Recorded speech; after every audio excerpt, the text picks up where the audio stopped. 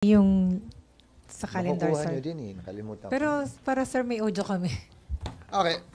Ito rin yung sinasabi ko sa inyo noon pa, but ulitin ko, proposed calendar of activities ito at hindi ito nakaukit sa bato. So, June 2, resumption of session, presentation ng articles of impeachment by the prosecutors. Isang bagay ito na nakasaad sa aming rules at sa rules ng Estados Unidos kung saan kinopya ang rules on impeachment. In other words, babasahin man lamang yung mga allegations sa plenaryo para formally ay maging parte ng records ng Senado ito.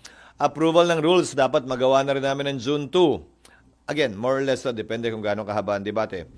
June 3, pwedeng mag-oath taking na ang mga senador bilang judges. Mauuna mag-oath taking ang presiding officer at yung presiding officer magpapa-oath sa mga senator judges.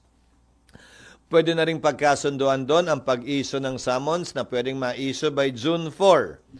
From June 14 to 24, palitan ng pleadings yan sa magkabilang panig. At roughly from June 24 to July 25, yung pre-trial. Dahil sang-ayon sa Rules of Court, kung maalala nyo, sa mahaba natin at ilang ulit ng usapan at kwentuhan tungkol dito, nakalagay sa Rules of Court, dapat iset ang pre-trial not more than 1 month from the time the last pleading is filed by either party. So, tamang-tama lang. By July 28, magre-resume na ang Kongreso. Siyempre, wala tayong magagawa sa unang araw.